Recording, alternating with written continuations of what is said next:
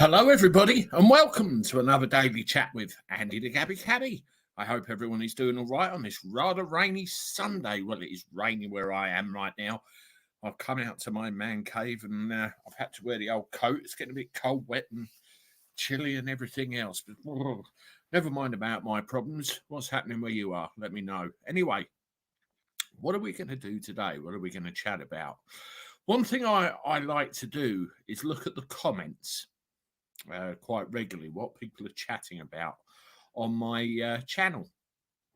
And when people leave comments, what tends to happen, videos that I've done in the past creep back to the surface again. And one thing I've noticed very much lately is council tax seems to have creeped back to the surface again. And I'm not at all surprised because I think a lot of people are worried about council tax, what's going to happen, how they're going to afford to pay it, and more importantly, how much it's going to go up by. So I thought I would do a live stream today covering a little bit of what I have in the past. And in addition to that, throwing in a little bit more information for you as well. Before I go any further, can I just welcome everybody to the live stream? If you haven't done so already and you're watching this for the first time, please consider subscribing. It's free to do and doesn't cost you a dime. And it helps the channel. Also, if you haven't, please hit the like button straight away and then let's get those likes up, shall we? Now, there's a lot of information about council tax out there, isn't there? At the end of the day, if you pay it, you act within the law that they put down for us, and it's far less hassle. You don't have people coming knocking on your door demanding to take your TV and everything else. You don't have to worry of falling behind on your debts, and the list goes on. You have the other side of the argument, which tells you that council tax is an illegal debt. You don't have to pay it. You don't have to declare you're living in a property. Yada, yada, yada, yada.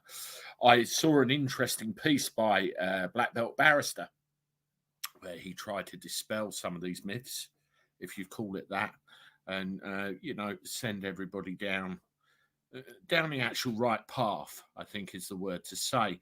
Now, what I want to do today is show you how you can work within the law that they put down for you if you get yourself in any trouble. It's very easy to panic, stick your head up your ass in this kind of circumstance and hope everything goes away. Well, life isn't like that. They will catch up with you and they will do something about it. I've read plenty of comments about this and other things where people say just ignore it. Sorry, it doesn't work. It really doesn't work. Now, all of which I'm about to show you, I know works through my own personal experience. Nothing more, nothing less, my own personal experience. For I wasn't always in a flat, in a house, married with 2 kids and everything else. I read some garbage the other day that I run a successful multi-driver business and I'm not short with a few bob. Yes, okay. Life isn't that easy. It never is. And it's not for other people as well. I'm, out there the same as everybody else. Years ago, I lived in a flat with my partner at the time. And after about a month, she decided she didn't want to stay there anymore, buggered off. And I was left with all the bills, the council tax and everything else. And it all just went. And what I found was I learned the law. I learned how to manipulate their laws to get myself out of the crap. We come to this time again where, we need to rely on these old ways, these old tricks, and learn how to manipulate their laws to, get us out of the crap. Anyway, enough waffling. Let's get on with it, shall we? Now, council tax, as you all know, you get issued a council tax bill every year to pay for the police, the bins, council services and whatever else. You can argue the toss as much as you like, utter crap, we don't want to pay for it, blah, blah, blah. Well, unfortunately, folks, according to them, you do, and pretty much according to the law courts, you do as well. There was a very worrying thing in this autumn statement you could call it, with Jeremy Hunt, where he said that there was a change to the maximum amount councils could put the council rate up by. What used to happen, uh, councils could not put the council tax up by more than 2.99% without holding a referendum, a public referendum. And what Jeremy Hunt did, he raised that level to 5%, which means effectively they could whack it all up by 5% next year, thereby giving us a bigger issue. There's an awful lot of councils with problems at the moment. My own local council, Kent County Council being one of them, I can see them all putting the council tax up by at least 5%. I really can. And then we're left with how we're going to pay it. That's what we're going to talk about. Now, it's very important, if you fall behind on your council tax, the temptation is to ignore the demands. Because at the end of the day, people get scared of the consequences, don't they? What's going to happen to me if I answer this? Where's this going to go? But the problem is, like any issue in life, if you ignore this problem, it's going to stay there and it's going to get worse. And then eventually it moves from the council to somebody else and then to somebody else again. And eventually, of course, there are certain episodes of which you could end up in prison. Fancy that. It's a rarity, but it can happen. So what do? First of all, don't let it get away from the council. If you let it get away from the council, you will end up with all sorts of trouble. You will end up with bailiff letters, you will end up with visits, you will end up getting scared, intimidated, and everything else. You need to write to the council, alternately phone them up and say, I've got a problem. I can't pay my council tax, or I can't pay my council tax now, but I can pay my council tax then. Inevitably, if you're reasonable and you present a plan which solves your problem within a reasonable amount of time, they'll probably go for it. It's less hassle if they don't. But if you get into serious arrears, and I mean serious, months or even years, and that's a different kettle of fish, what they will then turn around to you and say, well, actually, we have a set of guidelines which says within 6 months or a year, you need to be clear of everything. And what that does, that puts an enormous amount of pressure on you. An enormous amount, and inevitably they won't solve their problem. They'll just make it worse because your debt will still be there from previous years plus what you owe already. And they really need to look at themselves in the mirror with this. So what do we do about previous debt? Well, myself and my wife, when we moved in together, we were both rather silly with our council tax before. We didn't pay it, or didn't pay it, when we should have done. And we both accrued arrears. And then, we had those chasing us, plus our current liability, which we were paying. And then when the pandemic struck, we were, and it was mad. So I did a bit of reading around, and I saw that there was something called a Section 13A officer in any council. Section 13A, right? And a Section 13A officer has a certain amount of discretion to look at council tax bills or council tax problems outside of the normal remit of the council. Now, this is the route that you need to take. You need to write to the Section 13A officer and say, look, I've got problems. This is what they are. What I would like you to do is reduce my council tax liability, or ideally write it off, to wipe the slate clean, let me start again, and then I will pay.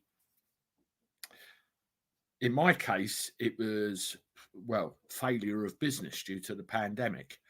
It allowed me to, start again, because it really was a bad situation. You have people that were in work who are no longer in work and are waiting for benefits or help, who can't pay their bill for, an amount of time. You have life-changing conditions which could change your circumstances. temporary illness, all manner of things. You know, in all our lives, something different happens to all of us all of the time. And nothing's perfect. That's the problem with these government systems. Nothing's perfect. So what do? Well, we write them a letter, of course. Now, what I want to do now is share this screen with you that I've got here to step you through that letter. So I'm going to share my screen. Hopefully we can see the damn thing.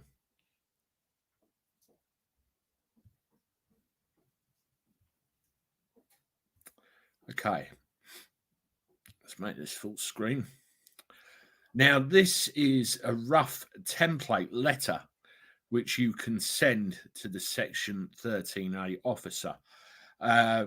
What you've basically got to do here is say, dear whatever council it happens to be, I write to make this formal request to the council to consider using its discretionary power under Section 13A of the Local Government Finance Act to discharge my council tax liability obligation, which is outstanding due to a variety of justifiable and conscientious reasons.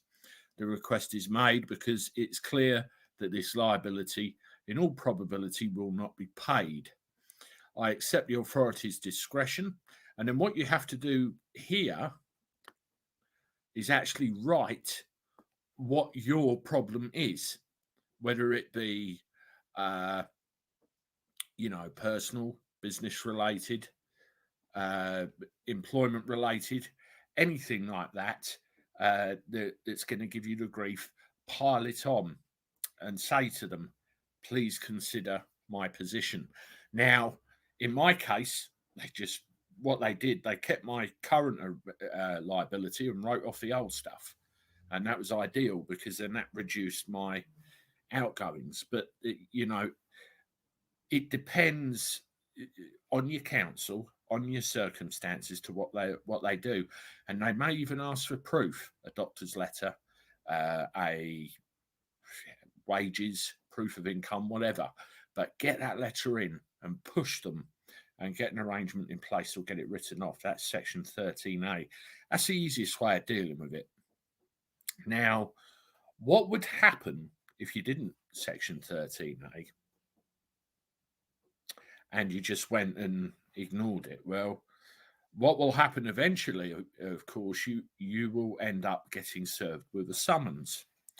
Now, these summons are generated by your local council.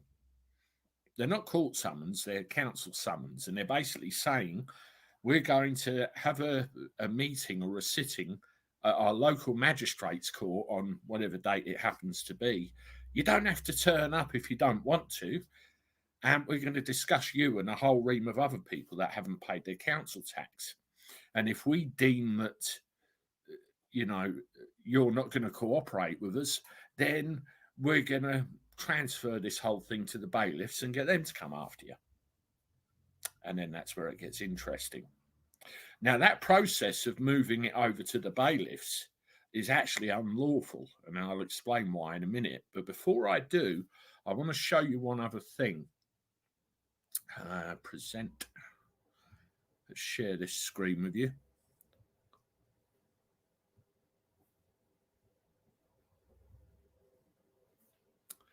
Now, this, folks, is a site called Beat the Bailiffs. I've showed you this before, and this contains all manner of information about any kind of debt issue you could have. Credit cards, loans, council tax, parking tickets, everything. Because these bailiffs, what they're doing, they're relying on your ignorance of the law to do what they like. And then they rely on big, heavy, burly with intimidation coming round and clamping your car and everything else, which of course is stuff that we don't want. Beat the Bailiffs is very good because it describes to you exactly what a bailiff is, what they can and can't do, how you get rid of them, and what circumstances they can act, can't act, and so on and so forth. Very, very interesting website. They also have a Facebook group as well. If you're on there, Beat the Bailiffs. I show you the website because I recognise and I read that not everybody on my channel is on Facebook, so you need the best of both worlds. Well, let's get on to the bailiffs. You know, the fact that the debt has been transferred over. What do you do? Well, it's very simple, really. You need to get the council to take it back again, because the sheer action of giving it over to the bailiffs in the first place is unlawful. That's right, folks. It's unlawful. You see, what happens, the council will find it's more economical in time and money to transfer this debt over to somebody else and get them to deal with it rather than them dealing with it. But the sheer act of transferring that debt over in the first place is completely unlawful. Now, the reason is a coat of arms is issued to your licensing authority, which gives them the authority to collect council tax on the Crown's behalf. Now, that coat of arms is issued to the council, which therefore makes them a payment authority. What a lot of them fail to recognise is they can't transfer that authority to another private corporation. It's unlawful. In addition to that, what you need to do is ask the council for their own debt recovery policy. And inevitably, a lot of councils don't have one, which again makes the whole process of recovering the debt unlawful, let alone giving it away to someone else.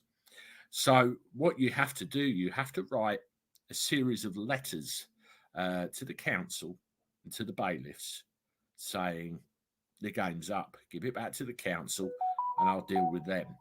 So what does that process entail? Let's have a look. So let me just put the summary on the screen and I'll share it with you.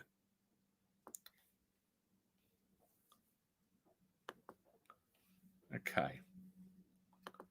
Present, share screen. Chrome.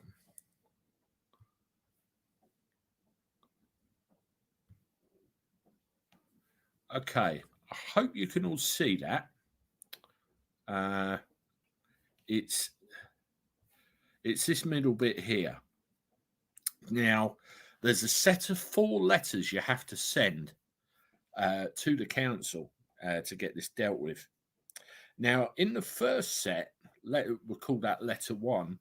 You have to send, if you've got anybody that meets this criteria, a vulnerable persons notification.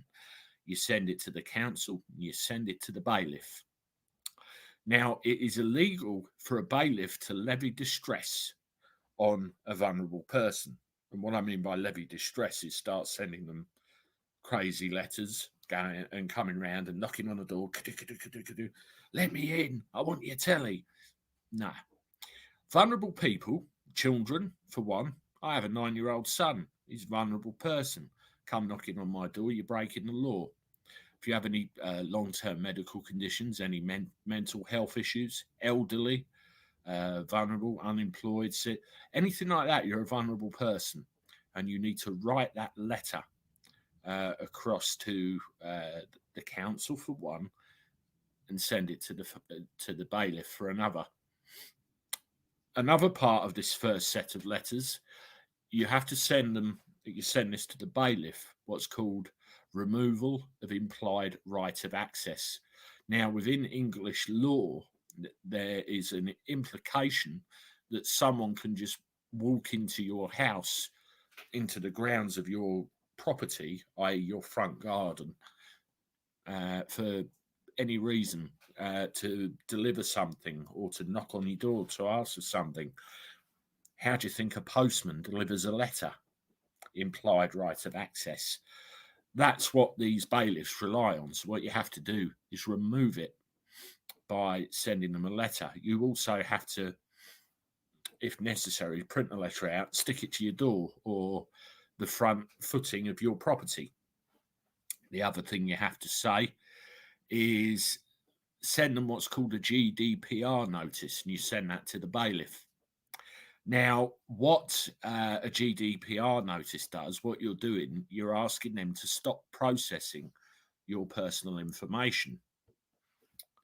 And you're saying to them, why have you got my personal information? What business is it of yours? Just forget me. It's called your right to be forgotten. Just forget about it, as it were. Now, once you've done that, they'll either take it back or the process will continue. But the point is, never, ever, ever deal with these bailiffs. Don't answer the door. Don't do anything which is going to allow them to come into your property. If you've got anything valuable outside, like a car or anything like that, park it around the fucking corner. Just don't give them any way of getting to you until this letter process has gone through. Now, if they don't take the bait with the first lot, what you then have to do is send a second letter. But what you do, you send that to someone called the Section 151 officer at your local council. The Section 151 officer is basically the head honcho to do with finance at your local council. You explain your position, you explain what's going on with your life, and say you need more time to pay. Once that's done, you then have to send a third letter, which is a Section 13A letter, which is what we went through at the beginning of this. Now, just to be clear, sending a Section 13A letter to the council at the beginning is before any of this actually starts. The initial Section 13A letter is just to keep it with the council in the first place, but sending it again is part of this process. And then letter 4 you send is a subject access request to the data protection officer at the council. You want to know everything they know about you, every piece of information they hold. Now, these letters you send 14 days apart from each other. 14 days apart.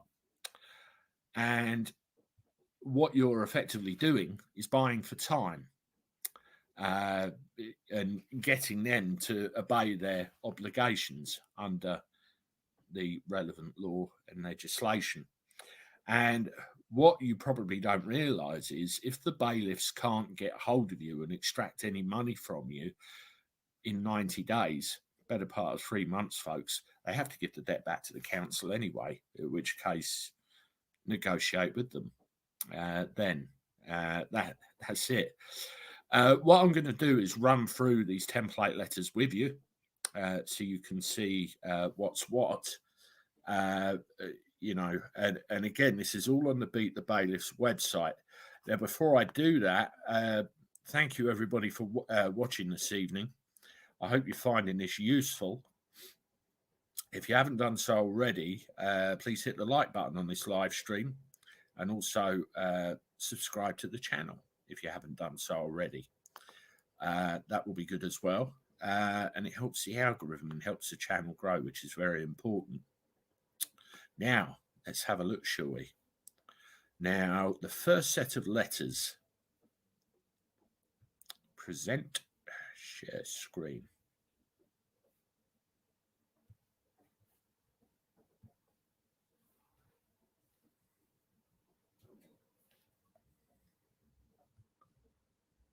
Okay, I hope, again, everybody can see this. So what we have here is if you are vulnerable, and this is only if you're in a vulnerable position, i.e. you've got kids or anything, which classes you as a vulnerable person by age, medical conditions or anything else, then send this. You send it to the debt collector and also the council.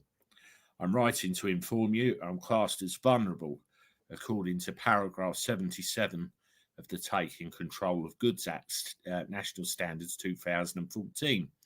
And then you have to tell them why you're vulnerable.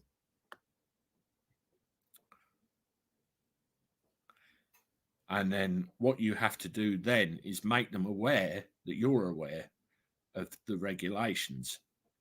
And you can see there all the regulations are quoted, telling them what not to do. This is the important thing. Do not pass me on to your welfare department. That's an old trick of theirs to keep them and you together, keep you in their system.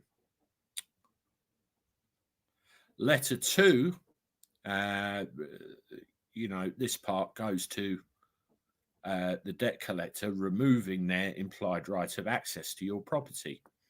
We're writing to inform you that we've removed your implied right of access to the above property. We find that you or any representative of your companies named above have entered without prior permission. It's aggravated trespass, and we'll go to the police. That is it in a nutshell, that letter. You're telling them they can't come onto your property. This letter works. In the past, I've had to serve this on a couple of companies, and it does work. They don't come.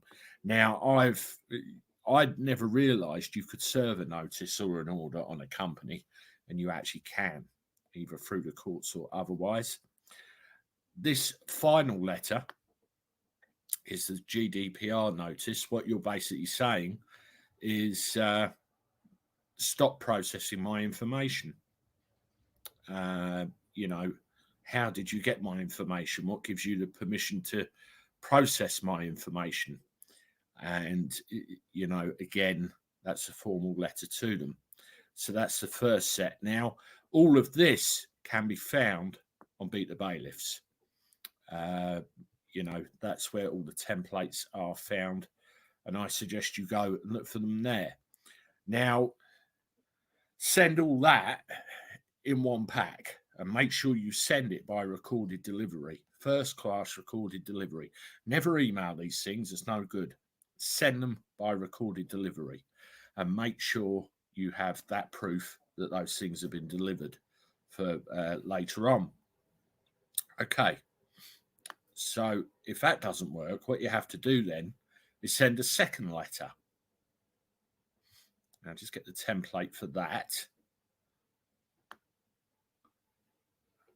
There we go. Right, as I said, this is the Section 151 officer at the council. And what you're doing is asking them for more time to pay. If we go to Chrome tab, share this one with you.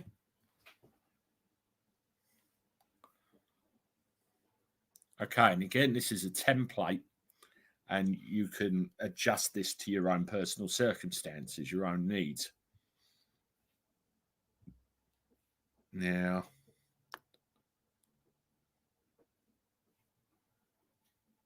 this goes to the Section 151 officer at the council.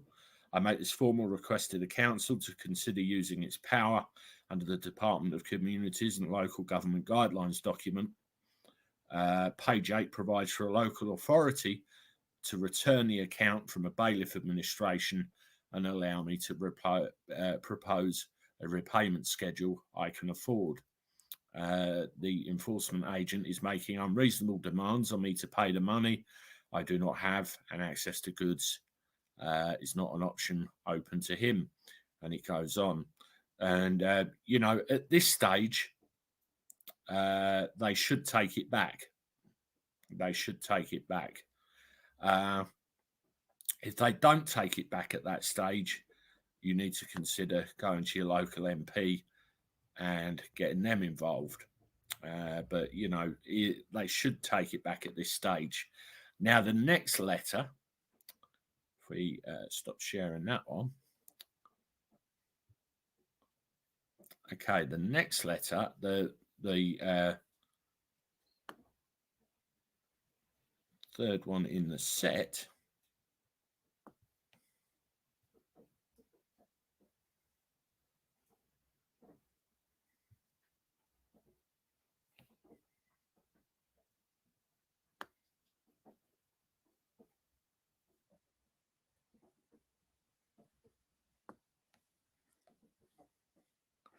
is a Section 13A letter again, but you're taking a slightly different tack with it. I'm going to go here, Chrome tab. Now this is slightly differently worded to the previous one. So, dear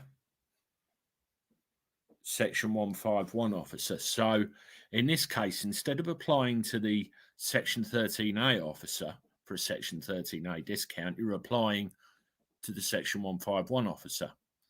I am sorry that I was unable to keep up payments towards my council tax.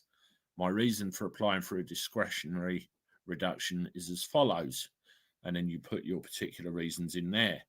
I'm asking you to review my council tax bill and see whether I owe this and whether I could have received further help or reductions. My application under Section 13A is separate to any entitlement I may have had under the local council tax reduction scheme. If I am liable and the above account is correct, I'm willing to pay my council tax, but I can't afford to pay this debt through an enforcement agency, along with punitive fees and charges. So what you're basically saying there is take the thing back. Let's make an arrangement and I will stick to it. And at this stage, you have to stick to it. And then it goes on further where you're basically saying to them, cap in hand, take it back and let's deal with it.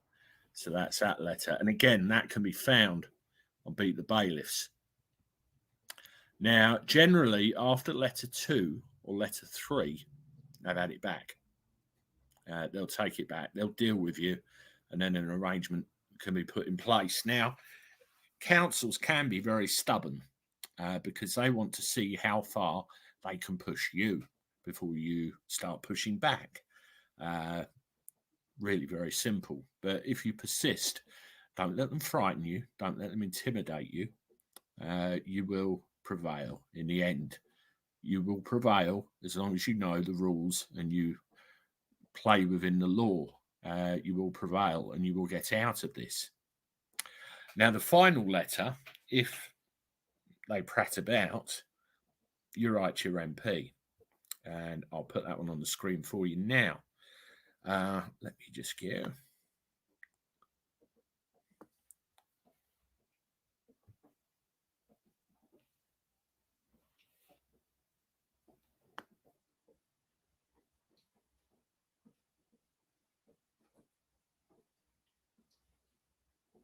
I know, we got one more. This is a final letter that you send before you write to your MP. This is the subject access request. So I got my knickers in a knot slightly, but let's have a look at this. So the final letter in the set before you go to your MP.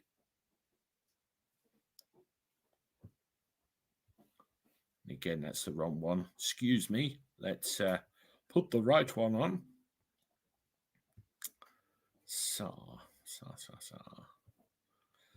Yes, the final one, you're asking the council for a copy of everything they have about you. And this is what's referred to as a nightmare subject access request. You have to put how they can identify you, full name and address. That's all you're obliged to give them.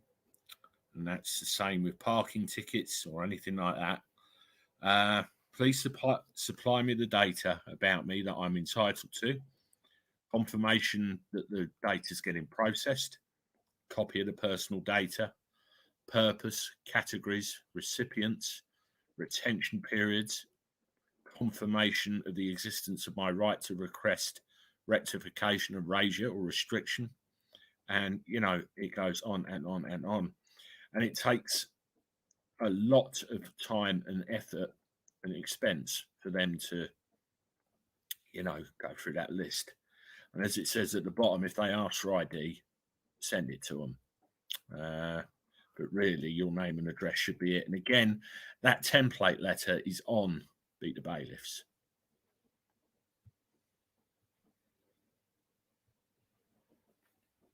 Okay, now if you have to write to your MP,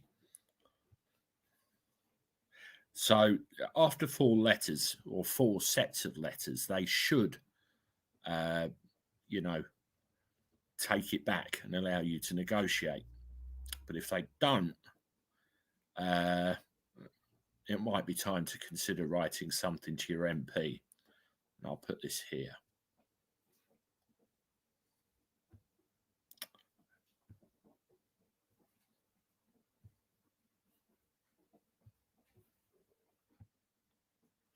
Okay. So this is a template letter, again, addressed to your MP. Dear, whatever your MP's name is, I'm writing to you as a disabled person, carer, family member, put whatever category you come under. I've asked the council to deal with me directly on the issue of council tax, but despite numerous letters, they instruct me to deal with an unregulated debt collector who is making unreasonable demands. When asked to provide evidence of their right to levy distress, the unregulated debt collectors have been unable to provide any court documents. There appears to be not mention of subcontracted debt collectors in the Tribunal Courts and Enforcement Acts 2007, a matter that's been publicised and leaves a subcontracted debt collector using threats to remove goods without any lawful authority. You can Google all this, by the way. It's all there. I've asked them to prove their legal standing in the case, but they've been unable or unwilling to provide me any court liability order in relation to my council tax liability. This appears to be because the council are issuing their own summons and no real liability order exists. I covered that at the beginning. I believe that the debt collector is attempting to add their fees on unlawfully to my council tax bill. I've asked the council for more time to pay under Section 13A. Here are my reasons. I would be grateful if you could use your influence to persuade the council to act fairly in my case and deal with me directly so I can make an affordable payment arrangement based on my means directly to the council and not the subcontracted debt collector. Look forward to hearing from you. Kind regards. Now, the very real thing is, can I be arrested or committed to prison for non-payment of council tax? Well, yes, of course you can. You can't be arrested by a police officer because it's a civil matter. So a civil arrest warrant by, the civil court would need to be issued. You cannot be committed to prison unless you have appeared at 2 committal hearings. They not only have to prove refusal or neglect, they have to prove that imprisoning someone will make them pay up. They cannot use imprisonment as a punishment. And then there's page 24 to 36, you'll find interesting, makes it near impossible to lawfully imprison someone for council tax debt. And there's that little link just there, which I'm assuming they mean pages 24 to 36. So there it is in a nutshell, folks. Using their law for your own advantage. Now, to summarise, don't let it get that far, for crying out loud. Deal with the council directly. Section 13A. Hell, you can even write to the Section 151 officer before it even goes down the court route and the bailiff route. You can deal with it all there. But if it does go that far and it does end up with the bailiffs, just remember they're not lawful. They're acting unlawfully. They don't have the authority to collect this debt. It's as simple as that. Don't answer the door. Don't talk to them. Don't have anything to do with them. If you have anything valuable outside, get it out of view. Just, make it as difficult as possible for them. Get these letters written. You have to leave a reasonable amount of time in between each set. That's usually 14 days, and then send each one. And again, by recorded delivery. And then at least you've got proof of postage there. All the templates for what I've discussed are on Beat the Bailiffs. I swear by them. I'll put the link to that document in the description of this live stream. I hope if some of you have got the problem, and it will help then I'm glad I've achieved something today. If there's any other area of anything you want to uh, be covered by me, then leave a comment below and I'll do my best to help. Anybody that asks for template letters of anything, have a look at my community tab on this channel. If it's not there, go see Beat the Bailiffs. It'll be on their website. Now, with the live streams going forward, I intend to do things like this every now and again, a live stream on a particular subject. It could be the migrants, it could be something you want to talk about. It could be something to do with bills, you name it. It could be anything, or just a general chit chat, which I might do next week, unless somebody has any other ideas. Again, I hope you found that useful. Please subscribe to the channel if you've just joined us. That will be great. Please hit the like button on this because it will help it spread around. Because it's that kind of information as well, share it. Share it everywhere. If you know someone that's got a problem, share it. Tell them the Cabby has got this information here, and let your friends know. Anyway, there will be some content tomorrow, which I'll be honest, I'm going to record now. Enjoy the rest of your evenings, and I'll see you when I do. Toodaloo.